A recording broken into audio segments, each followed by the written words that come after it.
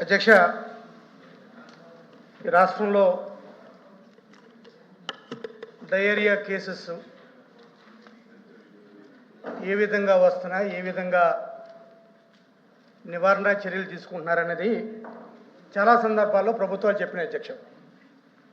అధ్యక్ష, ఏ వ్యవస్థ అయినా సరే అది ప్రజలకు మేలు చేసే వ్యవస్థ అయితే దాన్ని కొనసాగించే ప్రభుత్వాలు ఉన్నాయి. అధ్యక్ష, ఉదాహరణకి ఎన్టీ రామారావు గారు ₹2 కిలో బియ్యం పెట్టినప్పుడు వచ్చిన ప్రభుత్వాలన్నా కూడా అధ్యక్ష చాలా చాలా అధ్యక్ష మంత్రి గారు చెప్పిన సచివాలయ వ్యవస్థ ఏం కావాలి అడగండి. సచివాలయ వ్యవస్థ లేకపోవడం వల్ల వచ్చే ప్రాబ్లమ్స్లో ఇది ఒకటి విషయం.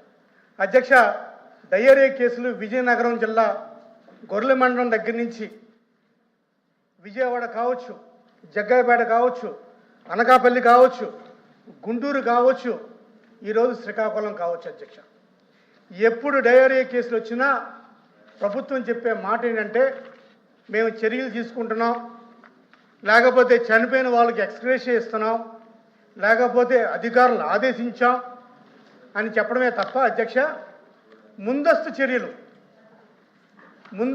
లేవు. అధ్యక్ష, ఇదివరకు అధ్యక్ష వాళ్ళు చెప్పే కారణం ఏంటి అధ్యక్ష, డయేరియాకి మంచినీళ్ళు కంటామినేషన్ అవుతుంది, పైప్ లైన్ లీక్ అవుతుంది అని చెప్తారు. అధ్యక్ష, ఇదివరకు ఇదే వాటర్ టెస్టింగ్ ఉండేది. అధ్యక్ష, 7 విధాలుగా వాటర్ టెస్ట్ చేసేవాడు. అధ్యక్ష, అది లేదు. అధ్యక్ష, దయచేసి ఒక నిమిషం. అధ్యక్ష, ఇది చాలా ఇంపార్టెంట్ సబ్జెక్ట్. అధ్యక్ష, రాష్ట్రం కాదు మీరు అడిగినటువంటి క్వశ్చన్కి నా క్వశ్చన్ ఏంటంటే తప్ప మీరు నా క్వశ్చన్ ఏంటంటే అధ్యక్ష, ప్రివెంటివ్ మెజర్స్ లేకపోవటం వల్ల ఇది జరుగుతుందని చెప్తున్నాను. అధ్యక్ష, రెండో క్వశ్చన్ అధ్యక్ష, ఇందులోనే తురకపాలెం గురించి మాట్లాడుతున్నారు. అధ్యక్ష, ఇదే తురకపాలెం గురించి పలానా వ్యాధి వచ్చింది, మెలియోడిసిస్ వ్యాధి వచ్చింది, దానివల్ల సుమారు 60 మంది చనిపోయారని చెప్తున్నారు. అధ్యక్ష, అసలు అధ్యక్ష ఈ వ్యాధి రావడానికి కారణం ఏంటి అధ్యక్ష?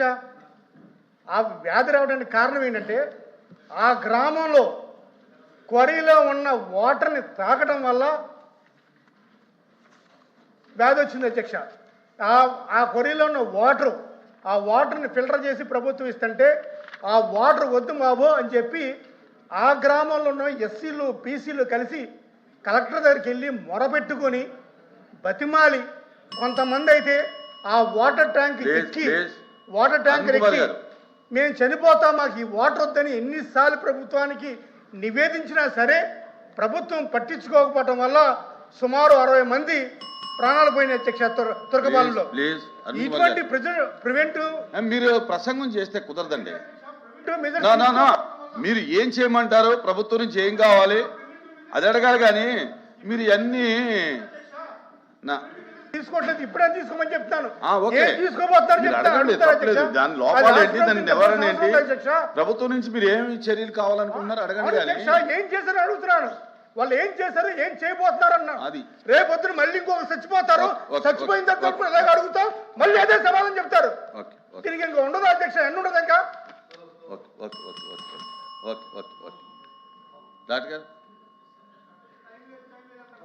సున్నితమైన విషయాలు కూడా అధ్యక్ష. ధన్యవాదాలు అధ్యక్ష. కోల్ ఇంకా ఇప్పుడే స్టార్ట్ అయింది. 6 సంవత్సరాల ప్రభుత్వంలో 63 సార్లు డయాలసిస్ చేసి కూర్చో.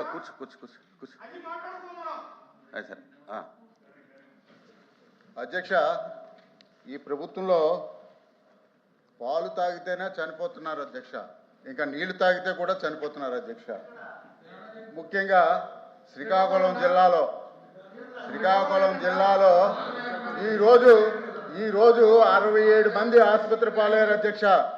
ఈరోజు 67 మంది ఆసుపత్రి పాలయ్యారు, 2 మరణించారు అధ్యక్ష. 42 సంవత్సరాల యువకుడు కూడా ఈరోజు శ్రీకాకుళంలో డయేరియా వల్ల మరణించాడు అధ్యక్ష. దయచేసి 23వ తారీఖున 27 మంది, 24వ తారీఖున 45 మంది హాస్పిటల్లో అడ్మిట్ చేయడం జరిగింది అధ్యక్ష. కాంపోస్ట్ కాలనీ వాటర్ ట్యాంక్ అనే ట్యాంక్ కలుషితం అవడం వల్ల ఈ డయేరియా శ్రీకాకుళం పట్టణం అంతా వ్యాపించడం జరిగింది అధ్యక్ష.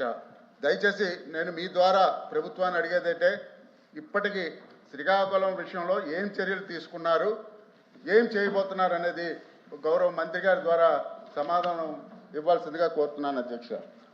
ఓకే డాక్టర్ గారు.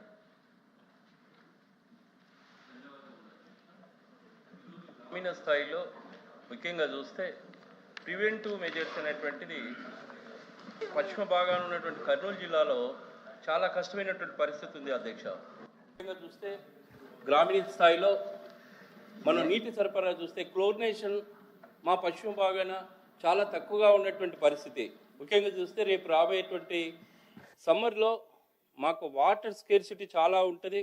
అటువంటి టైంలో ఈ క్లోరినేషన్ అనేటువంటి ప్రివెంటివ్ మెజర్స్ తీసుకోవాలని మీ ద్వారా తెలియజేస్తున్నాను అధ్యక్ష. మినిస్టర్. ధన్యవాదాలు అధ్యక్ష. గౌరవ సభ్యులు ఆవేశాన్ని ఆవేదన కూడా అర్థం చేసుకోగలం అధ్యక్ష. అయితే ఈ ప్రధాన కారణం ఏంటంటే డయేరియా ప్రబలడానికి ప్రధాన కారణం వాటర్ కంటామినేషన్ అనే విషయం మనకు అందరికీ తెలుసు అధ్యక్ష. అయితే ఇప్పుడు ప్రభుత్వం వచ్చిన తర్వాత ప్రతి గ్రామంలో కూడా ఈ సిహెచ్ఓలు ఎవరైతే ఉన్నారో కమ్యూనిటీ హెల్త్ ఆఫీసర్ ద్వారా వారి ద్వారా ప్రతి మంగళవారము బ్యాక్టీరియాలజికల్ అంటే సోర్స్ దగ్గర కానీ లేదా వాటర్ పైపుల్లో కానీ వాటర్ శాంపిల్ తీసుకున్న తర్వాత దాంట్లో కంటామినేషన్ ఉంటే వెంటనే లైన్ డిపార్ట్మెంట్కి తెలియజేసే దిశగా కూడా చర్యలు తీసుకుంటున్నాం అధ్యక్ష. అయితే మేము వచ్చిన కొత్తల్లో ఒకసారి లైన్ డిపార్ట్మెంట్స్తో గౌరవ ఉప ముఖ్యమంత్రి గారు నారాయణ గారు మున్సిపల్ శాఖ మంత్రులతో కూర్చున్నప్పుడు అనేక చోట్ల క్లోరినేషన్ కొన్ని సంవత్సరాలుగా క్లోరినేషన్ జరగలేదు, బ్లీచింగ్ జరగలేదు అనే విషయాలు కూడా దీంట్లోకి వచ్చాయి అధ్యక్ష. ఉదాహరణకు అరుణ్ కుమార్ గారు చెప్తున్నారు, వారు పక్క దీంట్లో జగ్గయ్యపేటలో మేము ప్రభుత్వం వచ్చిన కొత్తల్లో వస్తే నేను అక్కడికి వెళ్ళాను అధ్యక్ష. వాటర్ పంప్ హౌస్లో నాకు ఆశ్చర్యం వేసి 4 సంవత్సరాలుగా ఫిల్టర్ బెడ్లు మార్చలేదనే విషయం దృష్టికి వచ్చింది అధ్యక్ష. దాని తర్వాత చర్యలు తీసుకోవడం జరిగింది. ఎందుకంటే ఎవరైనా సరే వారి ఆవేశాన్ని నేను అర్థం చేసుకుంటాను. ప్రజలు ఎవరైనా డయేరియా బారిన పడి వారి ఇబ్బందులు గడపకుండా అనారోగ్యం బారిన పడకుండా ఉండాలని ప్రభుత్వంలో మేము కూడా భావిస్తాం అధ్యక్ష. అయితే ఈ చర్యలు కూడా ఏ ప్రభుత్వం అయినా తీసుకోవాల్సిన ఇది ఉంది. గతంలో ఇప్పుడు ఏం చర్యలు తీసుకుంటున్నారు అంటున్నారు. ఇప్పుడు ఎక్కడ చూసినా వాటర్ ఓవర్ హెడ్ ట్యాంకులను క్లీన్ చేయించే పని చేస్తున్నాం అధ్యక్ష. క్లోరినేషన్ చేస్తున్నాం. ఎక్కడికెక్కడ గ్రామాల్లో వాటర్ శాంపిల్స్ తీసుకొని వాటిని పంపించి బ్యాక్టీరియాలజికల్ పరీక్షలు నిర్వహిస్తున్నాం. తర్వాత గ్రామంలో ఈ సర్వేలెన్స్ పెంచడం జరిగింది. ఎక్కడైనా ఇది వస్తున్నప్పుడు వెంటనే డోర్ టు డోర్ సర్వే చేయడం జరుగుతుంది. అవగాహన కల్పించే ప్రయత్నం చేస్తున్నాం. వ్యక్తిగత శుభ్రత మీద కూడా అవగాహన కల్పిస్తున్నాం. మంచి సురక్షితమైన నీరు అందించడానికి కూడా ఇవాళ జలజీవన్ మిషన్ని మళ్ళీ పునరుద్ధరించి వారి సురక్షితమైన మంచినీరు అందించడం ద్వారా భవిష్యత్తులో డయేరియా బారిన పడకుండా కూడా కాపాడే చర్యలు తీసుకుంటున్నాం. ధన్యవాదాలు అధ్యక్ష. గౌరవ మంత్రి గారికి